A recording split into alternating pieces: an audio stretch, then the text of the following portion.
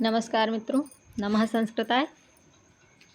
उम्मीद करते हैं आप सब बहुत ही अच्छे होंगे और अपनी पढ़ाई कर रहे होंगे। तो दोस्तों, हम इस समय पढ़ रहे हैं 10 रूपक के बारे में। तो 10 रूपक में जो मेन चीज़ें हैं, हम इस समय मुख्य चीज़ों को देख रहे हैं रिवीजन क्लास के तौर पे। तो आप लोग पूरा वीडियो देखें, तभी लाभ होगा, और अच्छे से देखें। और 100% है ये कि यहाँ से पेपर में आता ज़रूर है, ठीक है। तो दोस्तों, हम अभी तक देख रहे थे पंच संधियों के बारे में। जो नाटक में पंच संधियाँ होती हैं, ठीक है। मुख, प्रतिमुख, गर्भ, विमर्श, निर्वहन या उपसंहति। ये निर्वहन का उपसंहति दूसरा नाम है, ठीक है। तो दोस्तों, आगे हम देखेंगे आगे के भाग में। आज हमारा ये दूसरा भाग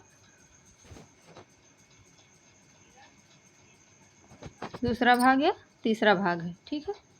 तो इसमें हम आज मुख के बारे में देखेंगे, मुख के बारे में, ठीक है। तो मुखम बीज समुत्पत्ति, मुखम बीज समुत्पत्तिर नानार्थ रस संभावः अंगानि दवा दश तश बीजारंभ समान यत, ठीक। तो मुख की जो परिभाषा है वो इस तरह दी गई है। तो हम इसको थोड़ा सा ध्यान में रखेंगे, ठीक है। बीज प्लस आरंभ बराबर मुख, ठीक। इसको मिला के मुख होता है, बीज और आरंभ को, ठीक। तो इसमें 12 अंग हैं, ठीक। इसमें हमारे 12 अंग हैं ये, ठीक है। आगे देखेंगे दोस्तों, आगे है हमारा प्रतिमुख। प्रतिमुख के बारे में देखेंगे। तो प्रतिमुख है हमारा लच्छालच्छ तयोर दस्य प्रतिमुखम भेदवत, ठीक। ये प्रतिमुख की परिभाषा हो गई, ठीक। बिंदु प्रयत्न, बिंदु प्रयत्न,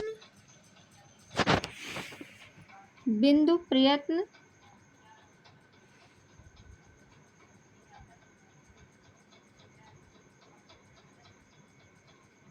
बिंदु प्रयत्न, नांग, मदाय, गस्थ, त्रयोदश, ठीक। ये बिंदु और प्रयत्न मिलाकर प्रतिमुख बनता है। जो प्रतिमुख है वो बिंदु और यत्न को मिलाकर प्रतिमुख बन जाता है, ठीक। तो आगे हमारा आ जाता है, आगे है दोस्तों, आगे है हमारा गर्भ। गर्भ मुख, प्रतिमुख और मुख, प्रतिमुख, गर्भ, विमर्श, निर्वहन या उपसंहति, ये 5 संधियाँ हैं, ठीक है। तो पंच संध्या, इसके बारे में देख रहे हैं। ये हमारा है 10 रूपक से, ठीक है। तो आगे है हमारा गर्भ। गर्भ के गर्भास्तु दष्टानस्य बीजस्य अन्वेषणं मुहुर दवा दवांगः पताका स्यान्न व स्यात् प्राप्ति संभव, ठीक। ये गर्भ हो गया, ठीक। पताका प्लस प्रत्याशा बराबर गर्भ। इसमें 12 अंग हैं, ठीक है। कितने कितने अंग हैं ये भी यहाँ पे लिखा हुआ है। तो इसमें अंग हैं, मुख में 12, प्रतिमुख में 13 और गर्भ में 12, विमर्श में 13 और निर्वहन में 14, ठीक। ये हमारे अंग हैं, इसमें जो संधियों में अंग हैं, ठीक है। तो आगे देखेंगे मित्रों, आगे है हमारा विमर्श, ठीक है। विमर्श में क्रोध नाव मुषेदयत यत्र व्यसनाद दवा बिलो भनात, विलोभनात्। ठीक है, ये हमारा विमर्श विमर्श के बारे में ये है। ठीक है, परिभाषा। ठीक है, गर्भ भिन्न बीजार्थः सो अर्थ विमर्श इत स्मृतः। ठीक, ऐसे करके ये हो गया। ठीक, तो आगे देखेंगे प्रकरी प्लस नियताप्ति बराबर विमर्श। क्रोध, अवमर्श, व्यसन, विलोभन, ये 4 हैं विमर्श के। ठीक, आगे है हमारा, आगे दोस्तों उपसंहति यानी कि निर्वहन। उपसंहति बोलो या निर्वहन एक ही बात है। ठीक है, तो आगे है बीजवंतो मुखादयार्थः विकर्ण विप्रकरणा यथा यथम एकार्थ मुपनीयन्ते यत्र निर्वहणम ही तत्। ठीक, यानी कि कार्य और फलागम। ठीक, ये हो जाता है। ठीक, तो ये हमारा निर्वहण के बारे में परिभाषा है। ठीक, आगे फिर हमारा क्या आता है, आगे देखेंगे। आगे देखेंगे दोस्तों, आगे है हमारा अर्थोपेक्षक अर्थोक्षेपक। ठीक, अर्थोक्षेपक क्या है, ये भी हमारा 5 प्रकार का होता है, पंचधा। ठीक, अयम अर्थोक्षेपका पंचधा यानी कि 5 प्रकार का होता है। ठीक, तो मित्रों उम्मीद करते हैं कि आप लोगों को पसंद आ रहा होगा, और आप लोग प्लीज़ कमेंट ज़रूर किया करें। कमेंट आप लोग नहीं करते हैं, देखते भी हैं तो कमेंट नहीं करते हैं। चलिए, लाइक ना करिए, सब्सक्राइब भी मत करिए, कोई बात नहीं, लेकिन कमेंट करके ज़रूर बताएं कि आपको लगता कैसा है, अच्छा लग रहा है या अच्छा नहीं लग रहा, कहीं पे कमी होए और सुधारने की ज़रूरत है, थोड़ा सा आप प्लीज़ कमेंट ज़रूर करें मित्रों। ठीक है, इससे हमारा उत्साहवर्धन भी होगा और हम अपनी कमियों को सुधार भी पाएंगे। ठीक है, तो दोस्तों उम्मीद करते हैं कि आप लोग मेरी बात पे ध्यान ज़रूर देंगे। ठीक है, तो हमारा अर्थोक्षेपक जो है वो 5 प्रकार का है। तो 5 प्रकार में क्या क्या आता है देखेंगे।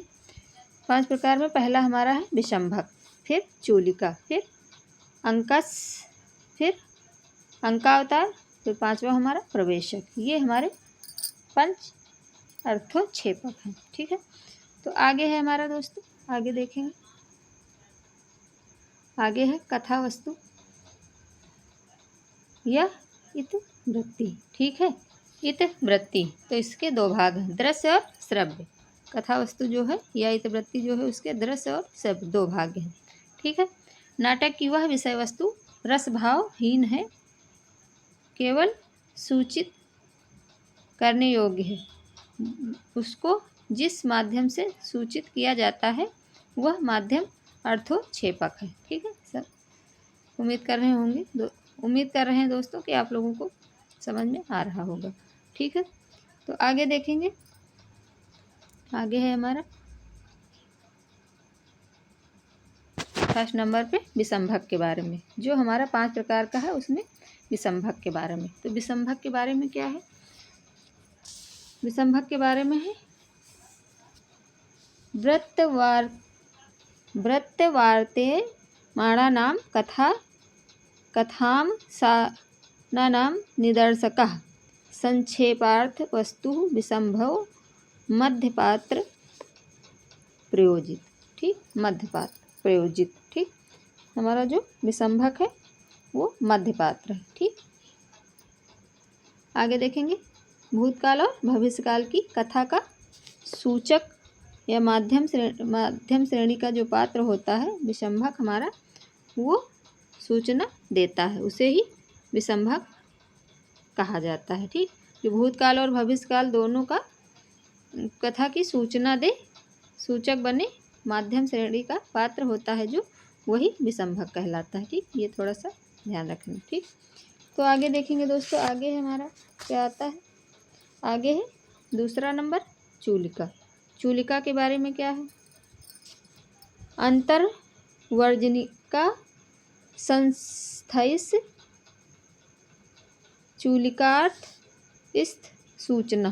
ठीक है, पर्दे के पीछे से खड़े होकर जो सूचना दे वो हमारा चूलिका के रूप में होता है। ठीक है, पर्दे के पीछे से जो सूचना देकर चला जाए, सामने ना आए, वो हमारा चूलिका के रूप में हो जाता है।